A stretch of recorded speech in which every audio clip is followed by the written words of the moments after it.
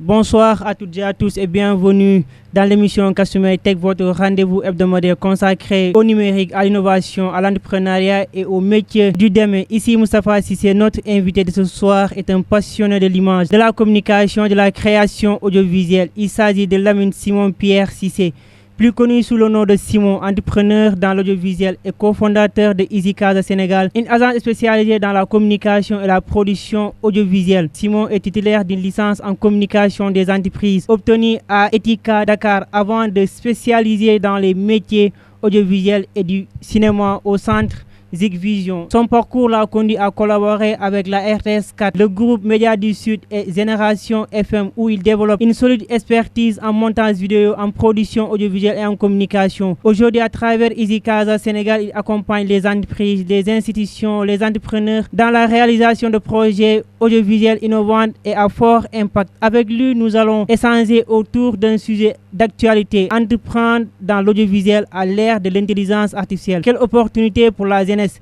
sénégalaise et quel impact pour l'avenir du pays. Simon, bonsoir et bienvenue sur Customer Tech. Merci Moustapha. Je dirais bonsoir à tous les auditeurs et auditrices de la radio Customer FM. Donc merci aussi pour l'invitation et voilà. Comme on dit, on est là pour partager nos expériences et notre vécu dans le monde audiovisuel. Tout à fait, dans le monde audiovisuel. Je rappelle que le thème c'est entreprendre dans l'audiovisuel à l'ère de l'intelligence artificielle. Quelle opportunité pour la jeunesse sénégalaise. Alors Simon, qui êtes-vous? Alors Simon, c'est un jeune issu de la région de Ziguinchor. Donc j'ai fait mon parcours scolaire à Ziguinchor comme tout jeune qui habite à Ziguinchor. Donc après le bac, je suis allé à Dakar pour faire une formation en communication des entreprises où j'ai décroché mon bachelor en 2015 en tant que communicant. Donc après je suis passionné par l'audiovisuel parce que quand on était souvent à l'université, école privée professionnelle, donc souvent on faisait des campagnes de communication. Donc on nous donnait des travaux de groupe où on faisait des campagnes de communication. Donc chaque campagne de communication, donc on devait faire des vidéos. Donc à l'époque je me souvenais, pour faire le montage, nous qui avons appris la communication, donc on n'a pas appris tout ce qui est aspect comme montage vidéo. Donc on utilisait, il y avait un logiciel qui était au niveau des machines Windows. Je pense que c'était Windows Media. Ce truc-là. Okay. Donc on l'utilisait souvent pour monter nos vidéos. Donc c'était pas quelque chose de professionnel, donc c'était juste quelque chose amateur, histoire de faire nos travaux de groupe parce qu'il fallait le rendre et avoir une note. Donc c'est comme ça que j'ai eu l'amour de tripatouiller un peu. Donc tout ce qui est montage. Après je me suis dit dans la tête, après la licence, il faut que j'aille faire une autre formation dans le domaine de l'audiovisuel. C'est comme ça que je suis entré dans le domaine de l'audiovisuel depuis 2016, où j'ai suivi 2 ans de formation dans le domaine pour avoir un diplôme au niveau un diplôme dans l'audiovisuel. Donc c'est comme ça que est venue l'idée de faire une formation en audiovisuel. Donc Simon, c'est juste un passionné qui aime l'image, parce que moi, comme on dit, je suis un chasseur de l'image.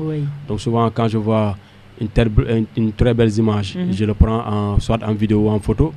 Donc souvent aussi mes voyages, je fais, comme on dit, je fais des vlogs pour montrer un peu mon voyage, ou bien quand je suis sur le terrain en travaillant. Donc souvent je partage mes activités sur le terrain. Donc c'est comme ça que j'ai eu l'amour de faire, comme on dit, ce métier qui est l'audiovisuel. Qui est l'audiovisuel, tout à fait. Donc vous avez un parcours vraiment riche. On va entrer donc au fond du sujet.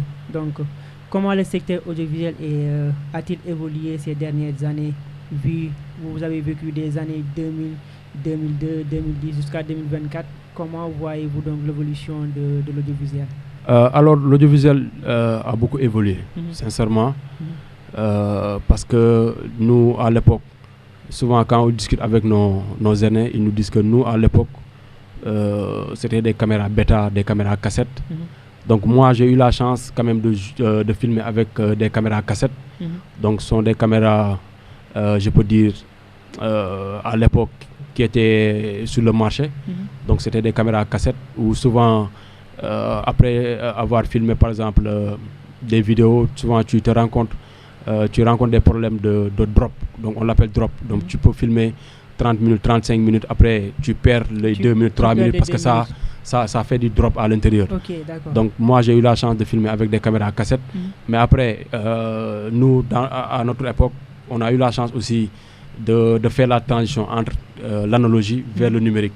Donc on est parti de l'analogie vers le numérique. Donc caméra cassette, caméra carte. Donc maintenant, voilà, nous par exemple, qui sommes dans le métier, nous utilisons tous des caméras à carte. Donc voilà, on n'a plus ce problème de drop. Donc souvent c'est la carte qui est défectueuse. Nous, à notre époque, machallah, on n'a pas vécu ce problème de drop. Mais auparavant, tu vois des gens perdre des images parce que la cassette a fait du drop. Donc même pour faire la capture des images, c'était un peu compliqué. Donc il fallait allumer la caméra, allumer la machine, comme on dit, lancer le logiciel pour faire de la capture, pour récupérer les rushs. Les rushs. Moi, j'ai vécu ça. Donc un peu, voilà, c'est une transition qui est assez rapide. Aujourd'hui, nous, on utilise des caméras à carte.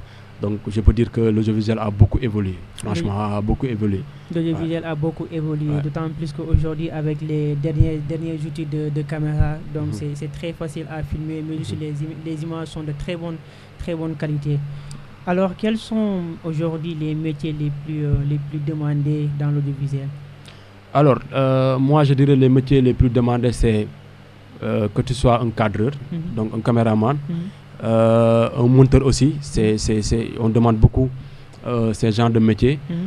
Et maintenant, souvent, on demande même à la personne, c'est lui qui filme, donc c'est lui qui monte. Donc, on demande à la personne de faire les deux en même temps. Parce que ça, cadreur, on est monteur en même temps. Parce que ça a évolué.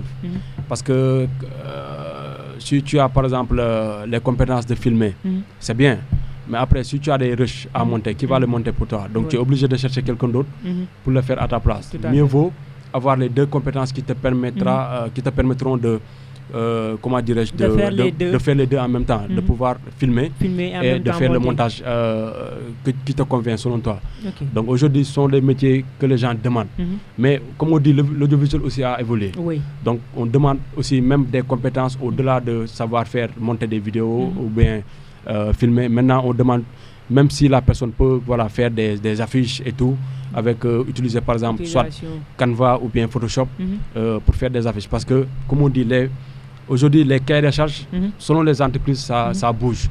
Donc aujourd'hui, on ne demande plus à la personne de faire ceci et cela, mais on demande à la personne, même si tu n'as pas assez de connaissances ou assez de savoir dans ces métiers, mais avoir des aptitudes. Il faut être polyvalent. Voilà, il faut être polyvalent. Voilà, pour avoir un peu de compétences. Même aujourd'hui, dans l'audiovisuel aussi, il faut avoir une notion de faire du bon son. Parce que quand on dit le son, il est important. Le son, il est important. Donc quand tu es dans l'audiovisuel, donc ça, c'est combiné, le son et l'image. Parce qu'on te dit audio et visuel. Donc aujourd'hui, il faut avoir les compétences de faire du bon son. Parce que quand tu as des belles images et que le son est cramé, personne ne va pas regarder la vidéo ni la vidéo parce que non seulement le son est cramé. Donc il faut avoir la compétence aussi de faire du bon son, même si on n'est pas un technicien de son typique, mais il faut avoir cette notion de base de savoir si le son il est bon ou pas. Donc aujourd'hui, si tu veux faire des vidéos, il faut avoir des notions de, comme on dit, de l'image, du son, du montage et un peu même de l'animation. Parce qu'aujourd'hui, on te demande de faire des animations sur motion design et tout, avec des logiciels comme le cinéma 4D, l'After Effects. Donc, ce sont des compétences qu'on est en train de développer chez les techniciens. Donc, aujourd'hui, si tu as appris l'audiovisuel, il faut avoir ces compétences. Même si, comme on dit, on ne peut pas tout maîtriser, mais il faut avoir ces compétences dans ces domaines-là. Ça te permettra demain d'évoluer dans un monde purement professionnel encore. Est-ce que les jeunes aussi, dans le secteur toujours de l'audiovisuel, sont assez compétents ou bien ils ont les moyens vraiment d'évoluer dans ce domaine-là? Parce que ça fait même pas 2 jours, donc Easy Casa avait organisé une cérémonie de remise des attestations des jeunes que vous avez formés. Est-ce que aujourd'hui, avec les formations que vous animez, les jeunes que vous accompagnez, est-ce que vous êtes sûr que le relève est assuré dans ce domaine-là? Moi, j'ai l'habitude de dire aux jeunes qui viennent chez nous faire la formation, moi je les dis souvent, c'est pas parce que tu as fait 2 mois de formation chez nous que tu es devenu un professionnel. Non. Un professionnel, c'est du temps, ça s'apprend et ça demande beaucoup de temps aussi pour être un professionnel. Donc, tu ne peux pas faire une formation de 2 mois pour être un professionnel. Ou bien, dire aux gens, moi, maintenant, je suis un professionnel dans le domaine de l'audiovisuel. Non. Il faut avoir beaucoup d'expérience qui va te permettre de dire que moi, j'ai beaucoup d'expérience dans le domaine audiovisuel. Aujourd'hui, je suis devenu un professionnel. Parce que nous, nos formations, c'est 100% pratique. Donc, nous, on t'apprend les bases de l'image. Comment allumer la caméra, quels sont les réglages qui se trouvent au niveau de la caméra, comment tu vas faire le cadrage, donc comment tu fais la composition de l'image. Donc, on va faire des travaux pratiques en dehors des salles de classe. Donc, une fois au niveau de la salle, donc on va faire justement des corrections. Parce qu'il faut corriger. Donc, si tu laisses la personne aller filmer et revenir avec la caméra, tu lui dis, bon, c'est bon. C'est bon. Voilà, c'est bon. Demain, on revient à la salle de classe pour refaire le cours.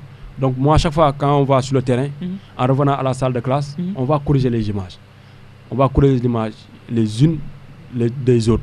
Parce qu'il faut voir si non seulement le cadrage est bon, si par exemple, il a fait une bonne composition de l'image, donc si la caméra ne s'est pas inclinée d'un côté, par exemple, pour le dire, la prochaine fois, il faut bien niveler, par exemple, ton trépied. Donc l'image est un peu inclinée, donc il faut bien niveler ton trépied. Donc ça, tu le fais pendant 2 mois ou bien 1 mois pour une personne, donc tu verras qu'il va évoluer vite. Donc par exemple, moi j'ai l'habitude de dire, dès l'entrée, vos premiers jours, on ne va pas voir vos images. Donc on vous laisse avec la caméra, on vous montre comment filmer, on vous laisse avec la caméra, vous allez prendre des images. Là, on ne va pas corriger. Le 2e jour, le 3e jour, on va commencer à vérifier les images. Parce que là, il faut apporter de la correction, que ce soit du côté du cadrage ou de la lumière. Donc, il faut assister le jeune jusqu'à la fin de sa formation. Et alhamdoulilah, moi, j'ai eu à accompagner 6 promotions, donc, où j'ai formé 6 promotions, où quand tu calcules, tu as plus de 30-40 jeunes où moi j'ai accompagné, où j'ai formé. Donc, tu vois, ces jeunes-là, ils sont en train d'évoluer dans la région de Ziguinchor. Même à la radio Kosumé, on a des jeunes qu'on a amenés ici. Pour qu'ils fassent leur stage ici au niveau de la radio Kasumé. Donc vous allez voir que ces jeunes-là, ils ont de la compétence. Donc ils viennent avec leurs compétences. Mais maintenant, comme j'ai l'habitude de le dire, c'est en entreprise qu'on apprend le plus. Donc nous, on te donne les bases qu'il faut pour aller développer ces bases, ces compétences-là ou bien ces bases-là au niveau des entreprises. C'est pour cela, nous, dans notre politique de formation, on dit, par exemple, aux étudiants qui viennent chez nous, nous, on vous forme. Donc, mais on va se battre aussi pour vous chercher des stages. Mais tout le monde ne peut pas aller au stage. Il faut être franc avec tout le monde. Voilà, donc tout le monde ne peut pas aller au stage.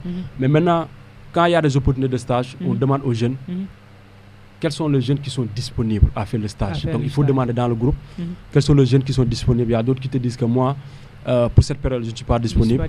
Donc, il y a des autres aussi qui te répondent que moi, je suis disponible. Donc, nous, on prend ceux qui sont disponibles, on les amène dans les entreprises, là où on a des partenaires, comme par exemple Casamance Actu. Nous sommes en partenariat avec Casamance Actu.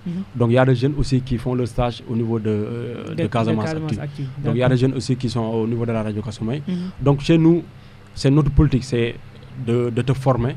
Ensuite, avoir une possibilité de t'accompagner dans le monde professionnel. Ça, c'est important. Voilà, donc une fois dans le monde professionnel, maintenant, comme Olof Ndiaye li mu ko waxee lépp li nga fa def loolu sa jëmm bopp la. Donc si tu es compétent là-bas nga xam ne ni tu es toujours compétent ci li nga xamante ne yow loolu nga bëgg.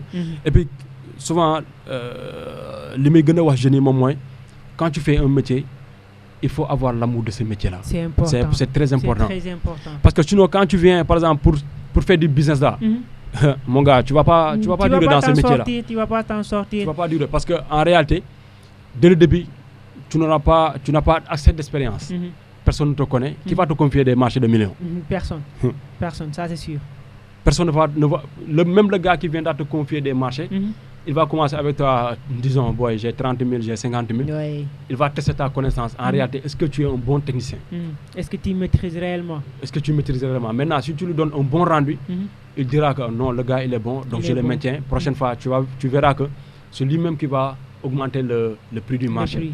Donc tu diras que boy, franchement, la fois dernière, j'étais donné un 50 000, mais moi, je sais que le marché vaut plus de 50 000. Donc, vu tes compétences, moi, je préfère augmenter parce que tu as de la compétence. Mais aujourd'hui, faire 2 mois de formation et sortir dire aux gars, il faut me donner par exemple 1 million pour faire le marché. Le gars te dira, toi, est-ce que ça va? Est-ce que ça va quoi?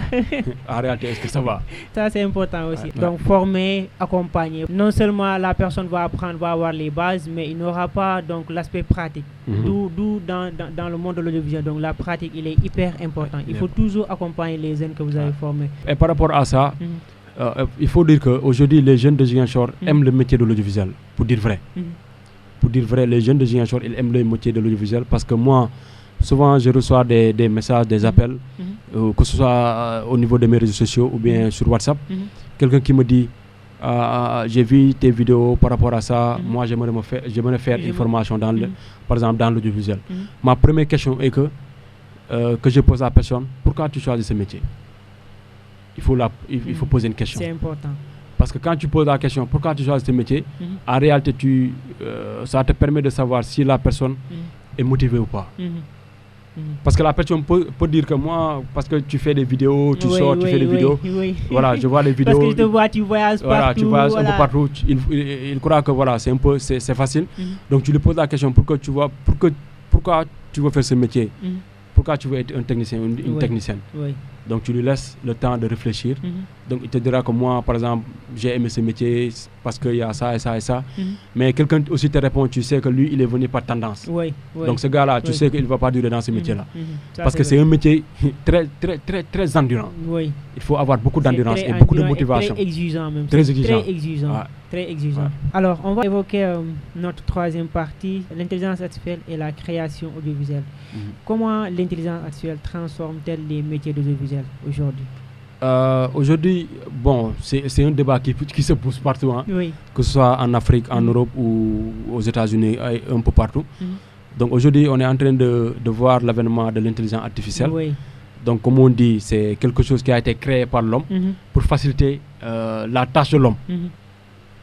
Quelque chose qui a été créé par l'homme pour faciliter la tâche de l'homme.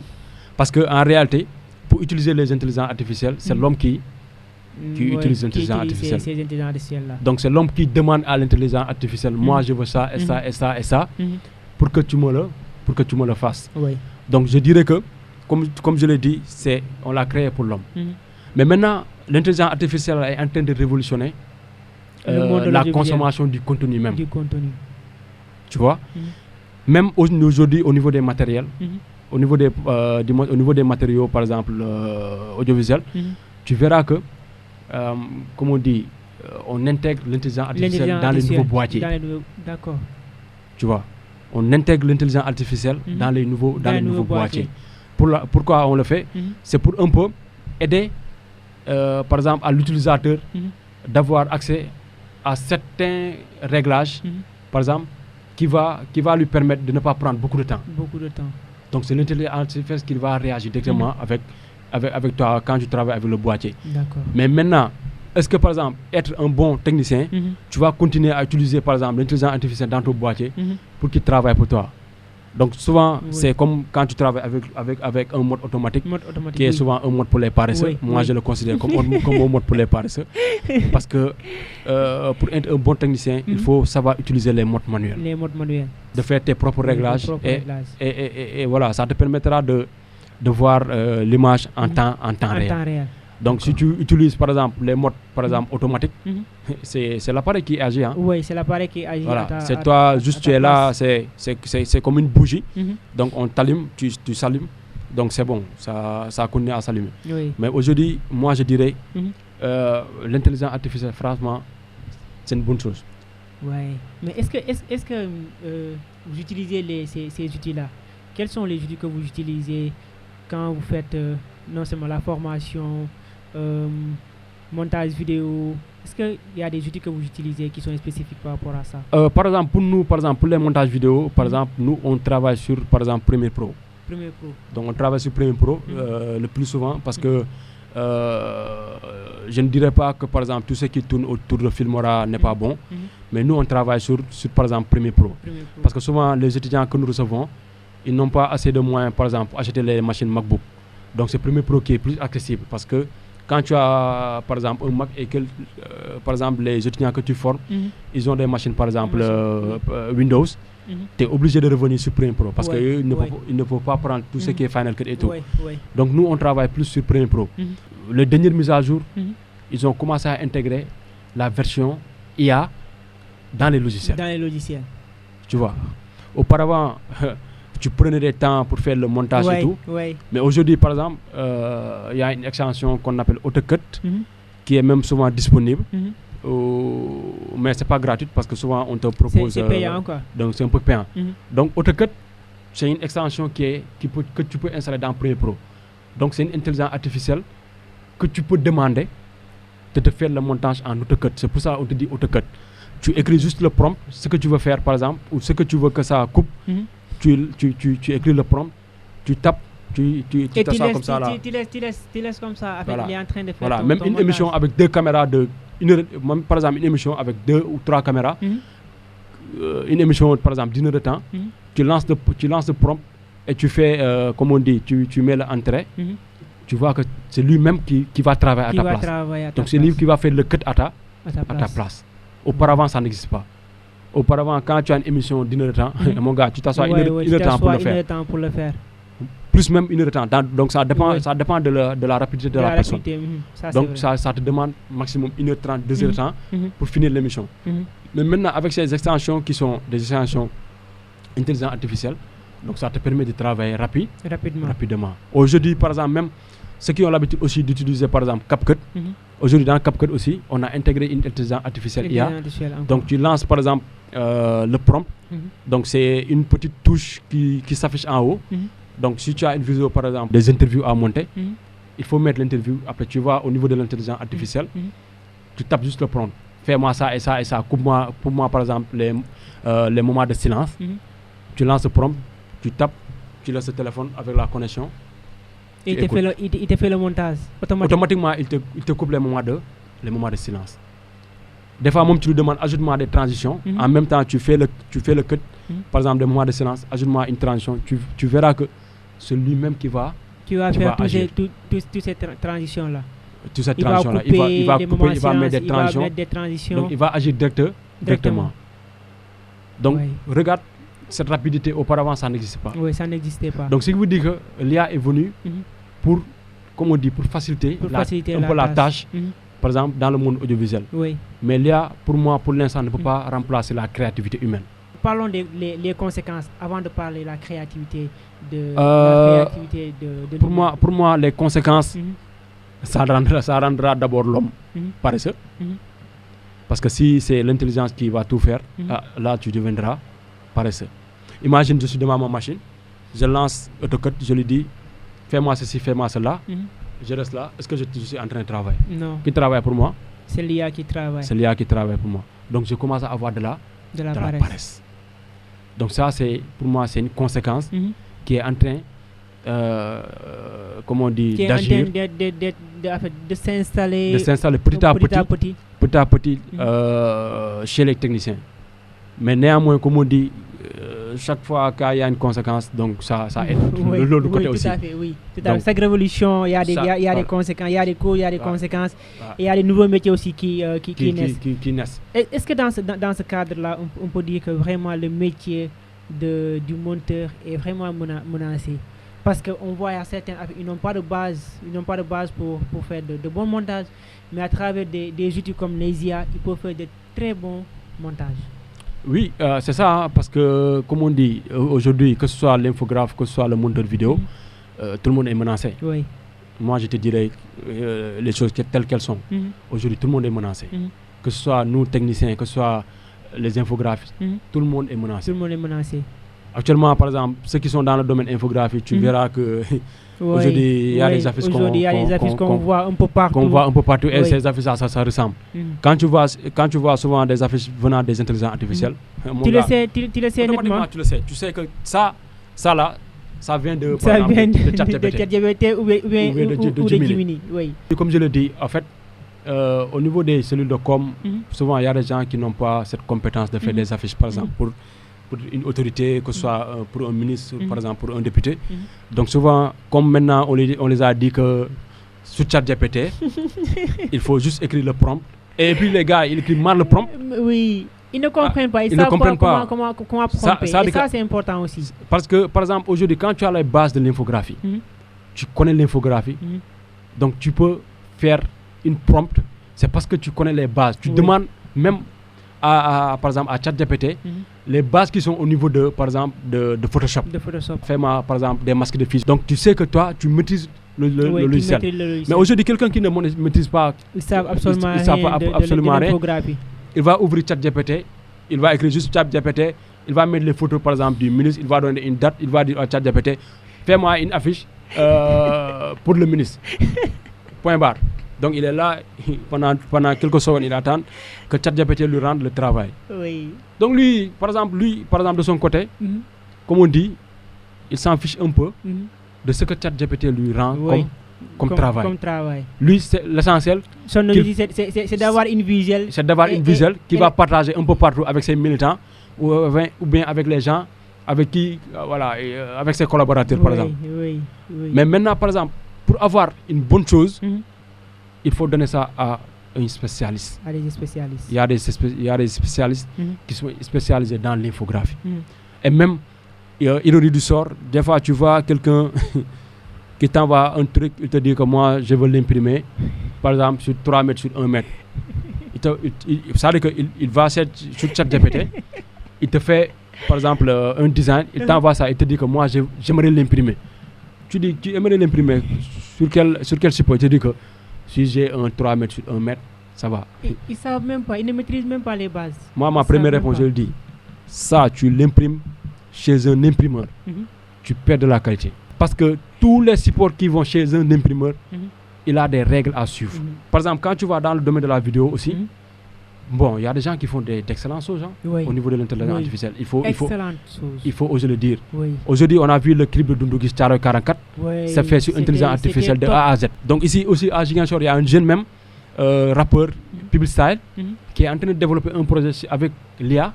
En fait, c'est un truc qui est développé par exemple à la base. Donc il a le script. Donc il envoie le script chez son gars qui le fait le truc en intelligence artificielle. Donc il fait des dessins animés avec l'intelligence artificielle. Ou même l'autre fois j'ai vu sur ses réseaux sociaux qu'il a même projeté ça à Bignona pour que les enfants puissent suivre ces dessins animés là. Donc c'est 100% IA. 100% IA. Il y a énormément de choses à faire dans ce donc il y a beaucoup d'opportunités avec les intelligences artificielles. Mais maintenant, comme on dit, comment l'utiliser, c'est ça qui pose. C'est ça qui pose problème. Donc il faut les gens qui l'utilisent puissent suivre des formations sur l'intelligence artificielle, comment l'utiliser et comment écrire des prompts pour avoir ce qu'on veut après au final. La créativité. Si la personne n'a pas la créativité, à quoi sert la personne? Moi je dirais même par exemple dans la créativité là, même quand tu utilises l'intelligence artificielle, il faut être créatif. En réalité, l'intelligence artificielle, c'est toi qui lui demandes. Fais-moi ceci, fais-moi cela. Donc il faut avoir de la créativité pour interagir avec l'intelligence artificielle. Mais aujourd'hui, si tu crois que par exemple, tu peux écrire un petit truc et que tu donnes l'intelligence artificielle, lui il te donne aussi ce que tu as écrit. Oui. Donc il faut avoir de la créativité. Mais moi je dis que pour l'instant, l'intelligence artificielle ne peut pas remplacer la créativité humaine. Non. Parce qu'aujourd'hui, quand tu es sur le terrain, en filmant, est-ce que c'est l'intelligence artificielle qui filme pour toi? Non. C'est l'homme en tant que tel qui filme pour avoir des images. Donc c'est là que la créativité humaine va agir directement. Même quand tu vas sur le banc de montage aussi, tout ce que tu feras sur le banc de montage en termes de montage, là c'est la créativité humaine aussi qui va agir. Ok? Là c'est la créativité humaine qui va agir. Aujourd'hui par exemple, tu peux pas avoir par exemple un montage, tu peux pas avoir des rushs de 30 minutes. On te dit par exemple ces rushs, tu nous résumes ça en maximum 2 minutes. Tu peux pas énumérer l'intelligence artificielle là-bas. C'est à toi de choisir le rush que tu vas utiliser. Surtout les mois que tu vas utiliser. Surtout ça. Ok. Donc ça te permet aussi toi d'avoir cette créativité et de voir d'avoir aussi l'œil d'un bon technicien pour avoir, par exemple, 30 minutes de rush et le faire en synthèse pour avoir quelque chose de 2 minutes. De 2 minutes. C'est important. Donc ça, là aussi, la créativité de l'humain reste reste toujours. Reste toujours. Alors Simon, si vous devez résumer en 3 mots, comment définissez-vous l'avenir de l'audiovisuel en Afrique? Moi, je définirais l'avenir audiovisuel qui est en pleine croissance. Il y a 10 ans en arrière, la place de l'audiovisuel au Sénégal, c'était discutable. Oui, très discutable même.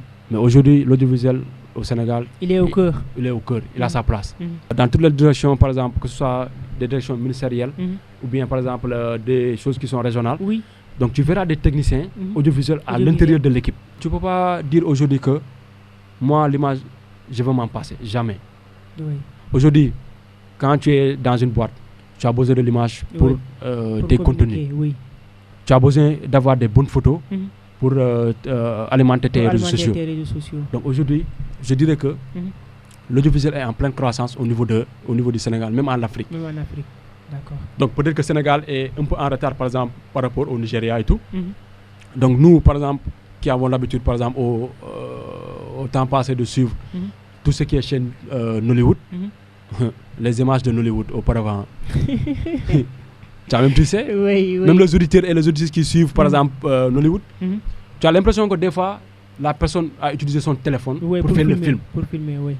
Mais maintenant, quand tu vas dans ces groupes de production, ils tournent avec des caméras à 56 millions, avec des Alexa Harry. Oui.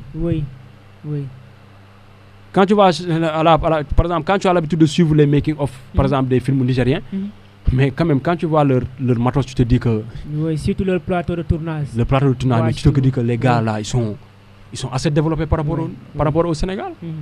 Parce que eux, ils ont compris que dans le game là, il faut évoluer. Pour évoluer en matière d'image, il faut avoir de bons matos. Aujourd'hui, les Nigériens, ils ont de bons matos. Ils ont des caméras qui coûtent 40 millions, 50 millions, 30 millions.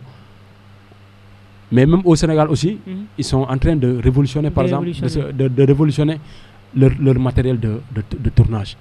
Parce qu'eux, ils se disent, il faut qu'on puisse accéder à un niveau supérieur pour que nos productions puissent aller, aujourd'hui, par exemple, dans le monde. Par exemple, quand tu es dans le domaine du cinéma, là-bas, on a des caméras qui sont assez sophistiquées. Par exemple, quand tu viens, par exemple, dans le monde, par exemple, reportage et tout, tu vois des caméras qui sont sophistiquées. Mais ces caméras-là, pratiquement presque ça se limite au monde du reportage. Mais quand tu vas dans le monde du cinéma, tu vois des caméras comme Red Komodo. Mon gars, c'est des trucs qui sont assez fous, quoi. Oui, qui sont assez fous. Des qualités d'images extraordinaires. Oui. Des qualités d'images extraordinaires. Donc ça montre qu'aujourd'hui, comme on dit, donc l'audiovisuel est en train d'évoluer, est en train de bouger. Mais maintenant, moi, mon cri de cœur, c'est qu'aujourd'hui à Ziguinchor, qu'on puisse avoir une école digne de son nom, qui va former vraiment des techniciens en audiovisuel. Parce qu'à Ziguinchor, il n'y en a pas. Les gens veulent le faire, mais à Ziguinchor, il n'y en a pas. Nous, par exemple, qui le faisons, donc nous ne sommes pas une école. Donc juste c'est une agence de com qui veut renforcer les capacités. Souvent, moi, quand les jeunes viennent, je le dis, nous ne sommes pas une école de formation. Nous sommes là pour renforcer vos capacités.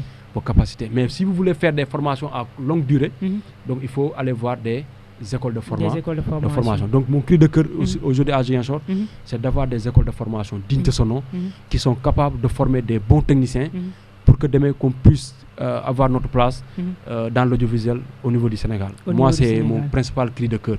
Tout à fait. Voilà. Le message est passé. Donc, au terme de cette émission, une conviction s'impose que l'audiovisuel est aujourd'hui une formidable levier de création, d'innovation, de l'entrepreneuriat avec l'essor de l'intelligence artificielle.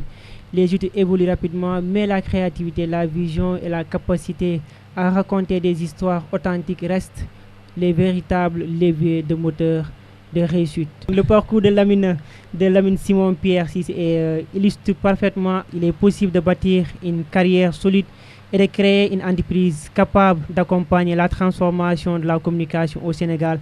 À la jeunesse, ce message est clair. N'ayez pas peur d'innover, de vous former, de continuer à utiliser les nouveaux outils comme des accélérateurs de talent, plutôt comme des substitutions de votre créativité. Alors Simon, quel est votre dernier mot? Alors, mon dernier mot, c'est d'abord de remercier la radio Kasumé FM pour l'invitation. Parce que, comme on dit, il y a beaucoup de techniciens audiovisuels au niveau de Ziguinchor. Mais aujourd'hui, si la radio Kasumé a décidé de m'inviter comme technicien de venir partager mon expérience et mon vécu au niveau de la radio.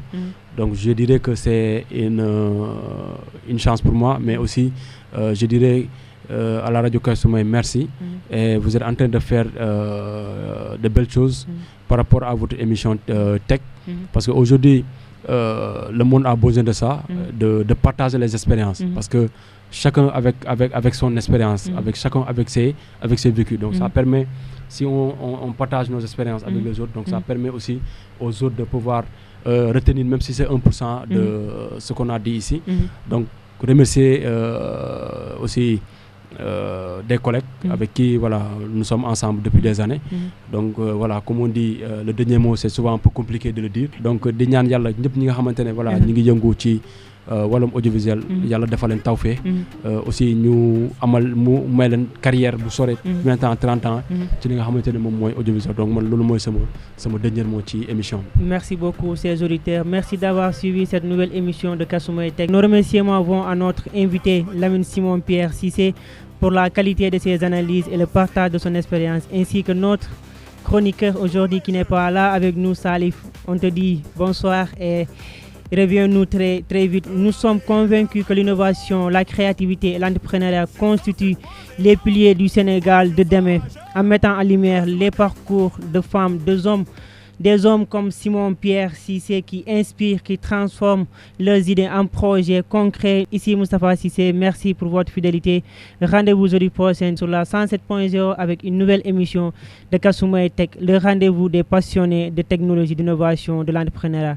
Excellente soirée à toutes et à tous. Merci beaucoup. À la prochaine.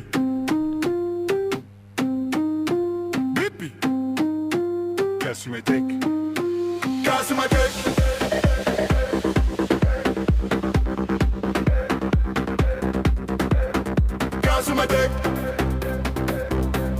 Le futur commence ici.